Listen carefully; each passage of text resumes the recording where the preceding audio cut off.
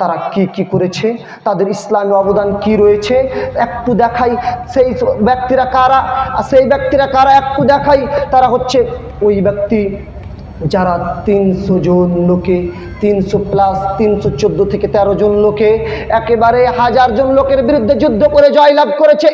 1000 জন ব্যক্তি 3000-দের বিরুদ্ধে যুদ্ধ করেছে, 3000 ব্যক্তি 10,000-এর বিরুদ্ধে যুদ্ধ করেছে, জয়লাভ করেছে। এইভাবে তাদের দৃষ্টান্ত আমরা দেখতে পাই। অতীব স্বল্প সংখ্যায় তারা বিজয় লাভ করেছে। তাদের শুধু ঈমানি চেতনায়, তাদের ঈমানি তাড়নায় তারা জয়লাভ করেছে। আপনি তাদেরকে ভালোবাসাটুকু দিতে পারবেন না, তাদের নিয়মটুকু অনুসরণ করতে পারবেন না? অবশ্যই পারবেন, আপনি চেষ্টা করলেই পারবেন। তাদের দিকে ফিরে আসুন, আপনি দেখবেন বদরের যুদ্ধের সাহাবীদের সম্মান কি। বদরের যুদ্ধে যেই সব সাহাবীগণ উপস্থিত হয়েছেন, আল্লাহ সুবহানাহু ওয়া তাআলা একটু লক্ষ্য করুন, বদরের যুদ্ধের সাহাবীদেরকে আল্লাহ সুবহানাহু ওয়া তাআলা এত সম্মান দিয়েছে, এত ইজ্জত দিয়েছে যে সেই সব সাহাবীদের আগের পরের সমস্ত ভুলকে ক্ষমা করে দেওয়া হয়েছে। তাই তো হাতিম বিন আবি বালতা যখন একটি ভুল করেছিল ফাতে মক্কার সময়, তারপরও তাকে কিছু বলা হয়নি, কেননা তিনি ছিলেন বাদরি সাহাবী।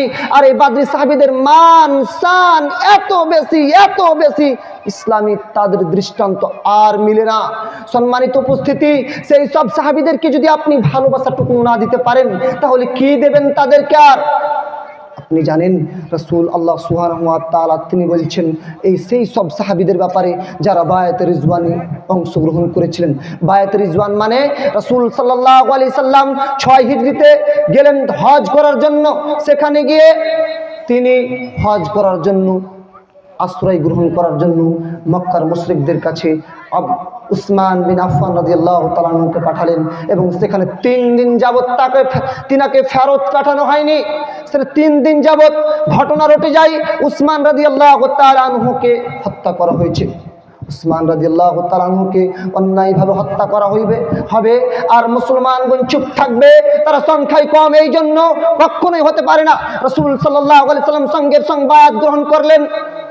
হে আমার সাহাবীগণ, তোমরা আমার হাতে বায়াত গ্রহণ করো যে আমরা কি করব, উসমানের হত্যার প্রতিশোধ না নিয়ে আমরা মক্কা ফিরবো না। আমাদের কাছে যুদ্ধের অস্ত্র নেই, আমাদের কাছে ব্যক্তিবর্গ তেমন নেই, তারপরে আমরা হয় এখানেই মারা যাব, নইলে উসমানের হত্যার প্রতিশোধ নেব। বায়াত গ্রহণ করলেন অস্ত্র ছাড়াই।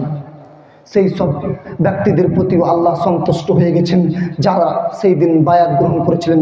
তাই আল্লাহ সুবহানাহু ওয়া তাআলা তিনি বলছেন, লাকাদ রাদিয়াল্লাহু আনিল মুমিনিনা ইয ইবায়ুনাকা তাহতা আশ-শাজারা।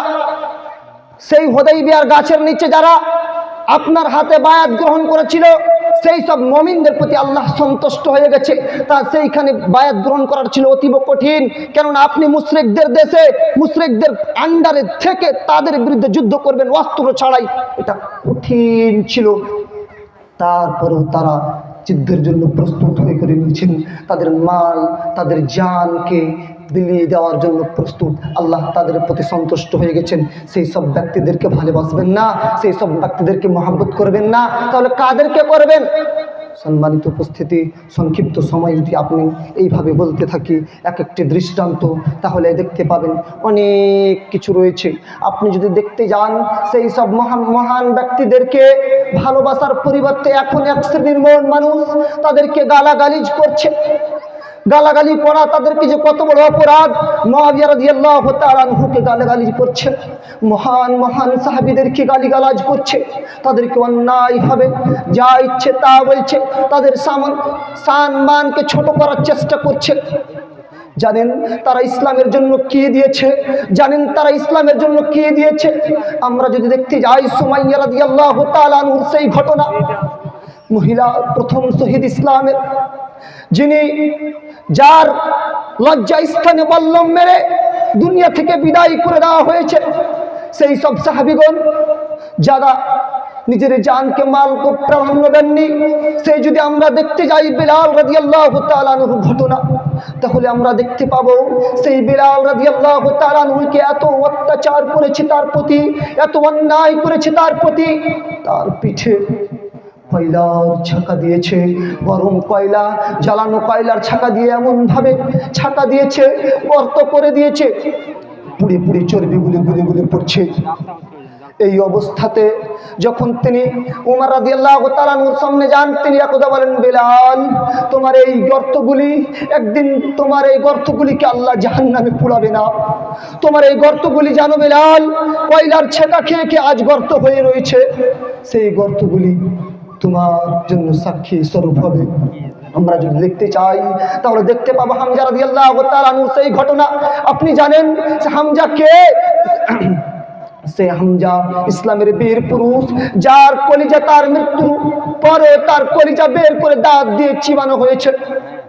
আপনার ইসলামের জন্য নিজের জান দিয়েছে। আপনি যদি মুসাইব বিন উমাইরের জীবনী পড়তে যান দেখতে পাবেন। আপনি জানেন কি সেই ব্যক্তিকে?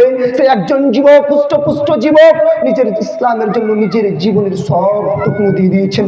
আপনি যদি দেখতে যান সেই সাহাবীদেরকে এত কষ্ট দেওয়া হয়েছে, এত অত্যাচার করা হয়েছে, এত অন্যায় করা হয়েছে তাদের প্রতি, আপনি কল্পনা করতে পারবেন না। তাদেরকে জীবিত গরম তেলে ছেড়ে দেওয়া হয়েছে, কোথাও তাদেরকে এত আক্রমণ করা হয়েছে, হুনাইনের মাঠে, তাইফের মাঠে, অনেক জায়গায় তাদের প্রতি আক্রমণ করা হয়েছে। তাদের সেই আক্রমণের বিনিময় আপনি দিতে পারবেন না, তাদের সেই আক্রমণের বিনিময় আপনি দিতে পারবেন না।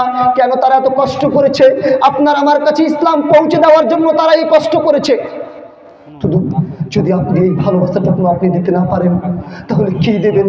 তাদেরকে যদি গালি দেন তাহলে আপনার জীবনে সবটুকুই বৃথা। যাদের কারণে আপনি ইসলাম পেয়েছেন তাদেরকে গালি দিচ্ছেন, তাদেরকে হেয় করার চেষ্টা করছেন, তারা কিছু বললে আপনি মানতে চাইছেন না। রাসূল সাল্লাল্লাহু আলাইহি ওয়াসাল্লাম তিনি বলছেন, লা তাসুব্বু আহাদাম মিন আসহাবি, তোমরা আমার সাহাবীদেরকে গালিয়ে দিও না। ফাইন্না আহাদাকুম লাউ আনফাকা মিসলা উহুদিন যাহাবা, তোমরা যদি উহুদ সহ পরিমাণ, পাহাড় সম পরিমাণ যদি তোমরা স্বর্ণ দান করো তাহলে তোমরা সেই মহান সাহাবীদের এক মুদ কিংবা তার অর্ধক মুদ খাদ্য দেওয়ার সম পরিমাণ হতে পারবেন না। সেই সব ব্যক্তিদেরকে আমরা ভালোবাসবো। তারা কোনো ফতোয়া দিয়ে থাকলে আমরা তার কথা মেনে নিব। তিনারা যেই পথে চলেছেন আমরা সেই পথে চলবো। তাদেরকে গালি দেব না, তাদের সম্মান করব, ইজ্জত করব। কোন সাহাবীর নাম আসলে রাদিয়াল্লাহু আনহুম বলবো, তাদের নাম বলার সময় আল্লাহ সুবহানাহু ওয়া তাআলার কাছে এই দোয়া, এই প্রার্থনা, তিনি যেন আমাদেরকে তাদের প্রতি ভালোবাসার তৌফিক দান করে। এটা হচ্ছে আমাদের আকীদার বিষয়। কেননা আমাদের আকীদা ঠিক করতে হবে, তাদেরকে ভালোবাসতে হবে, তাদেরকে গালিগালাজ করা যাবে না। আল্লাহ সুবহানাহু ওয়া তাআলার কাছে এই প্রার্থনা যে আমরা যেন তাদেরকে ভালোবাসতে পারি, তাদের আমাদের জীবনের সবটুকু দিয়ে। আমিন। আসসালামু আলাইকুম ওয়া রাহমাতুল্লাহ।